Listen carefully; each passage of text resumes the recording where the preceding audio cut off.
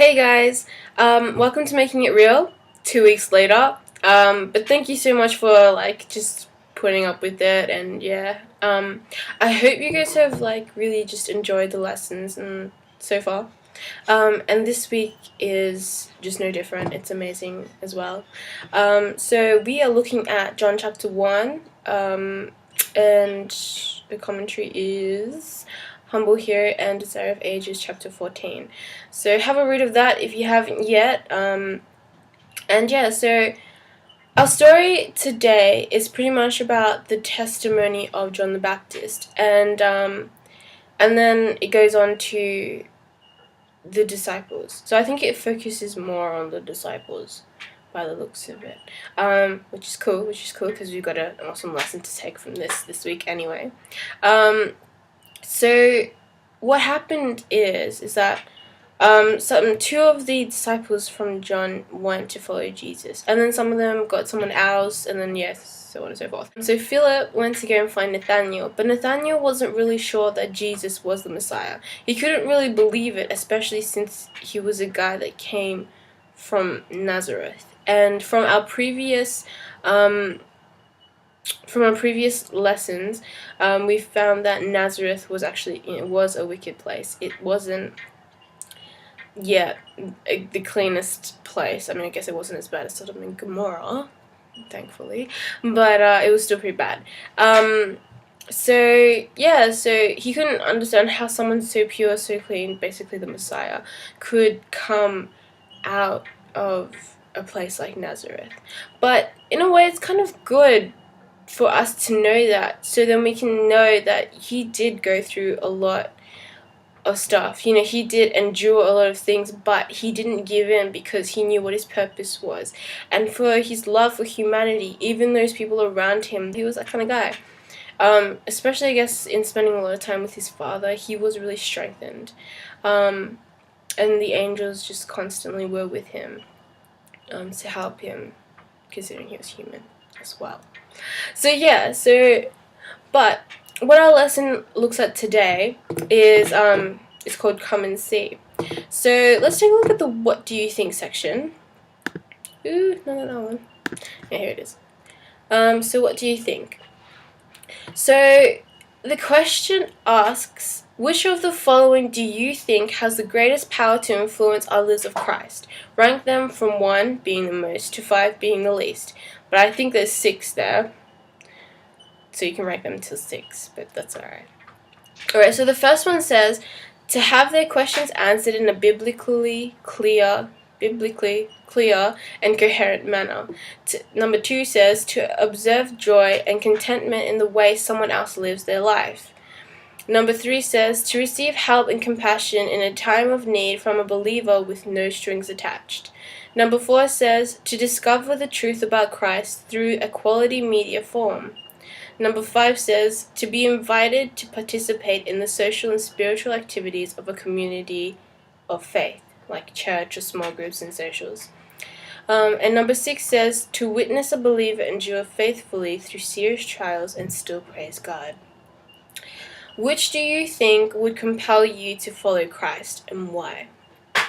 So if you want to take a look at them again, just pause here, open your pamphlet, and have a look at the What Do You Think section. So yeah, which one do you think would draw you more to Christ? For me, I guess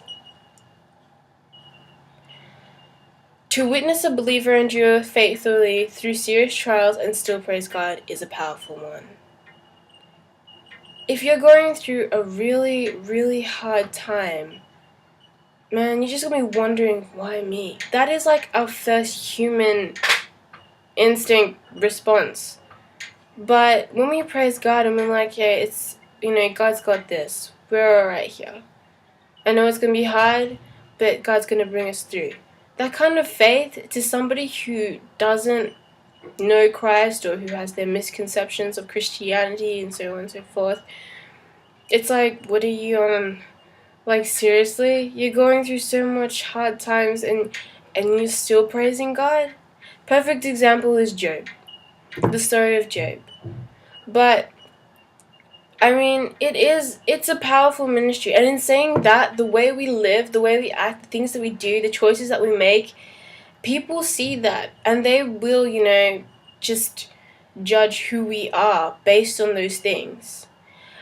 Especially if we claim to be someone, like a Christian, for example. And, I mean, if we don't live up to the standard, for example, like, I mean, there is, like, a standard. There's so many different, sometimes they're, like, maybe legalistic, because there's so many categories of Christianity. Not denominations here, I mean categories. Because you've got extremes, you've got contemporary, you've got conservative, and all the rest. But in saying that, I mean, sometimes people try to live up to those stereotypes, thinking, or just, like, subconsciously thinking, not really realizing that they're living up to stereotypes in society. But what it's really all about is your relationship with God. It's about where you stand and what the choices you choose to make based on where you stand. Like, for example, you want to get a tattoo. I can't really say that I'm for or against. I'm not on either side. But really what it's about is the reason why you're getting that tattoo. What is your reason? Is it to praise God? Is it can you see that you will praise God through it? Or is it just to glorify yourself or something else? When it says in Leviticus, I was actually reading this the other day, in one of the devotions. His name is Jared Wilson. He's pretty cool. Check him out if you want. Just type Jared Wilson in Google, and yeah, his blog will come up. Well, yeah, so he was like saying, that he's not for or against it, and because it's so difficult, because you don't want to like try to please or offend anybody, but you want to do the right thing and stand up for what you believe. And in Leviticus, it does say, God does say to the Israelites not to cut or paint or tattoo themselves and all that. But that particular reason was because because of their idol worship. So in a sense, today, it could be similar. It could have a lot to do with it, but then again, almost everything in society probably does go back to paganism somehow. Like the stage and all these things. I've only heard it, so I can't really give you straight out stuff, so it's probably not the best example. But, I mean, you guys get what I mean. The choices, the way you live, everything that you do, it says something about you and where you stand. And if you claim to be a Christian, but you don't live up to it, it's going to be like, then what are you trying to pull? You're not going to get anyone to, see who God is and just know what he is like, really. Probably just going to give him a bad name, like a lot of people do. And I know that no one really wants to be that kind of person. Some people don't even realize what they're doing. Some people do, but just like, yeah, whatevs. And some people eventually, hopefully, want to change and actually live for something real. And if you do, just do it. Just pray. Just get on your knees. Just give it all to Jesus, and you'll be amazed at the things that he'll do in your life. It's gonna be hard, but hey man, like, it is beautiful. It is amazing to just go through that and then come out in the end seeing the amazing person that God has made you. And you might not see it, but so many other people will. So many other people will notice that beauty that's inside of you, and that it doesn't come from you but from Jesus. So yeah, so I mean, like, what do you think?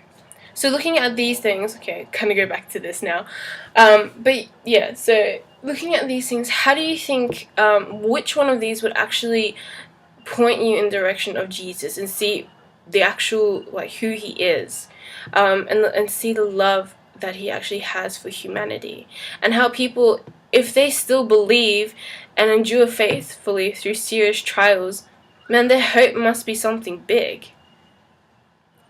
or if they still help people with no strings attached, and are compassionate to others, there must be something about them that makes them different.